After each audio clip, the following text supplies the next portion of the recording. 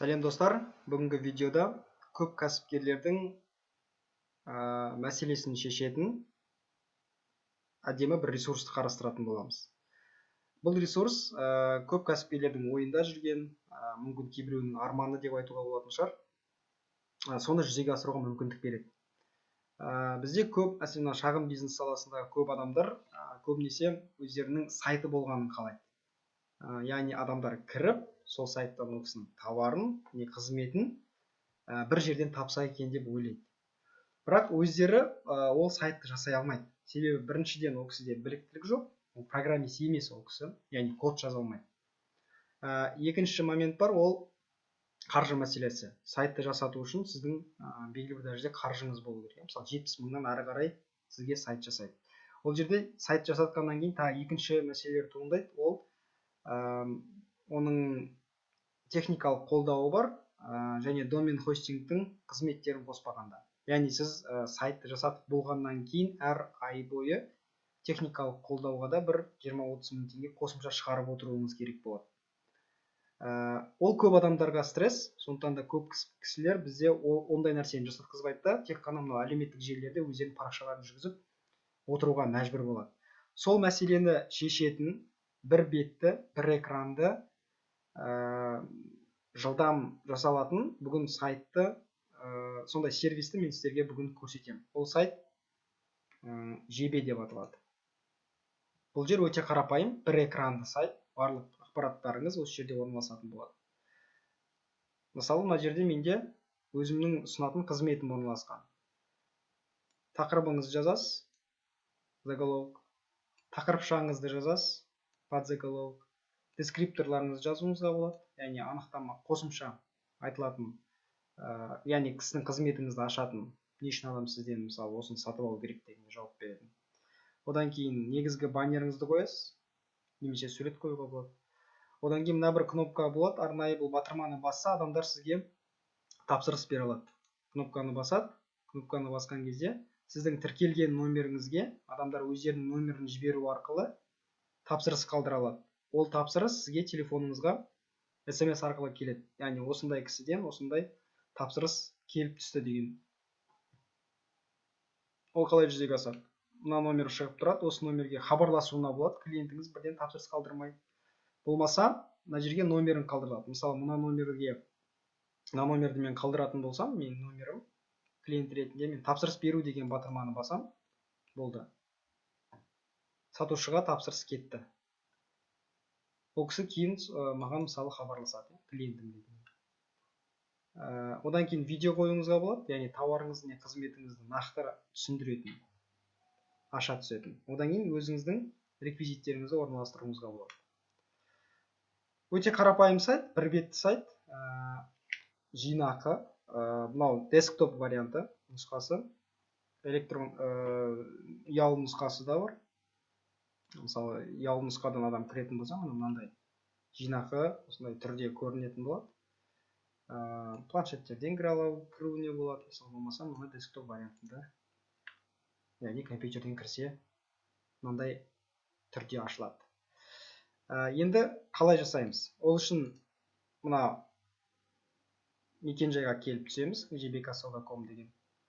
Мен бұл жарнама сайттың сілтемесін сипаттамаға қоямын осы видеоның астына, сіздерге ыңғайлы болу үшін. Одан кейін сайтқа кіру деген арнайы бөлім бар, батырма бар. Осы батырманы басып, сайтқа кіру бөліміне өтесіз. Сіз мына бетке келіп түсесіз. Бұл бетте арнайы видео инструкция бар. Сіз видео инструкцияны көріп шығуыңызға болады, егер ең бірінші рет, алғашқы рет қолданып тұрған болсаңыз. Одан кейін сайтқа кіру деген арнайы бөлім бар.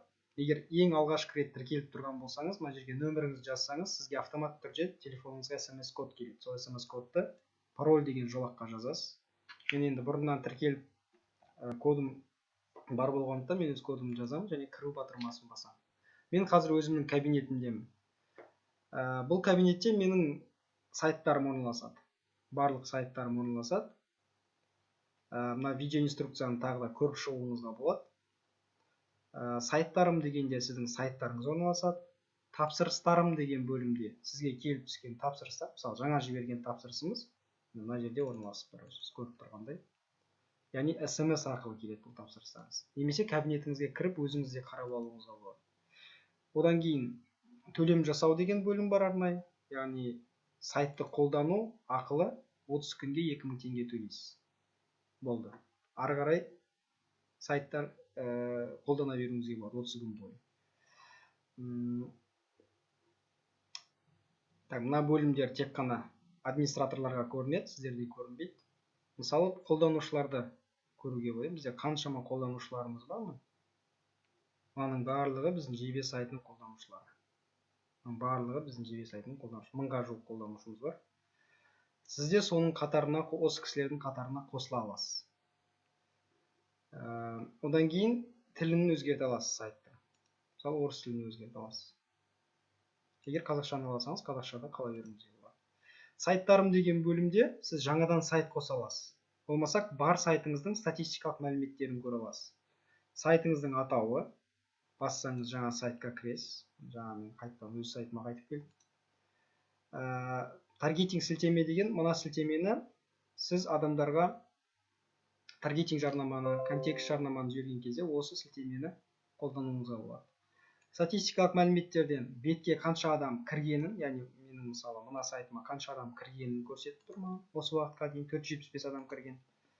72 адам менің телефонымды қараған, яғни түсінікті. Қарау деген мына батырманы басқанда мына жердегі сан өзгереді. Яғни 72 болса, 73-ке өзгерді. Соның CTR-ы, яғни қараудың пайызы. Одан кейін телефонды қалдырған адамдар. Жаңа қалдыру деген тағы көрді. Тапсырыс беру деген батырманы басқан бетте бізде қалдыру саны өзгереді мына жерде. Мысалы 26 адам маған тапсырыс қалдырған. Одан кейін жағдайы, яғни статусы жарияланған, өшірілген деген сияқты осындай статусы сізге ғана көрініп тұратын болады. Соңғы астыңғы бөлігінде қолдану мерзімі болады. Сізде мысалы қолдануға қанша күн қалды? 30 күн, 20 күн, 15 күн деп шығып отыратын болады. Енді сайтты жасау деген бөлім жасау үшін жаңадан сайтты қосу деген бөлімге кіресіз. Мына жерден бастап мен айтқан жаңа тақырыбын жазасыз, тақырыпшасын жазасыз, суретін таңдап қосасыз, ерекшеліктерін жазасыз. YouTube-та мысалы сілтемесін қойсаңыз, видеомыз шығады. Сайттың тілін міндетті түрде көрсету керек. Телефон нөміріңізді өзгерте алмайсыз. Бір аккаунтқа бір телефон нөмірі байланады, яғни жаңа кірген кездегі нөміріңіз сіздің осы жерде сақталады.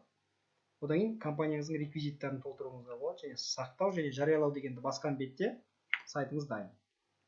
Яғни контентіңіз дайын болса, сіздің сайтыңыз 5 минутта дайын болады деген сөз. Енді жаңа ыңғайлы болу үшін өзімнің дайын тұрған сайтымды көрсетейін. Барлық ақпараттар толып тұр ішінде. Суреті бар, ерекшеліктері бар, сілтемесі бар, сайттың тілі көрсетілген, менің реквизиттарым көрсетілген. Нөмірім көрсетілген. Одан кейін менікі сақталған. Сайтты осы жерден өшіріп тастауыңызға болады, уақытша тоқтата тұруыңызға болады.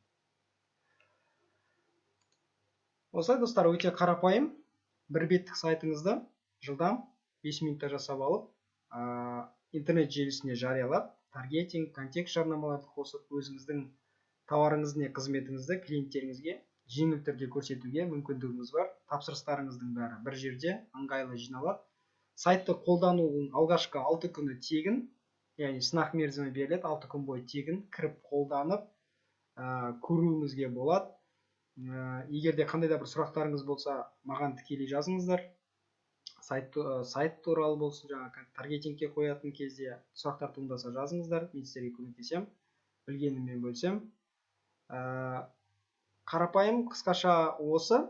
Егер видео ұнаса, міндетті түрде лайк қойыңыздар, каналыма жазылыңыздар, пікір қалдырыңыздар, және осы видеоны өз достарыңыздың арасында, мүдделес адамдардың арасында, пікірлес адамдардың арасында бөліссеңіз, мен қуанышты болар едім.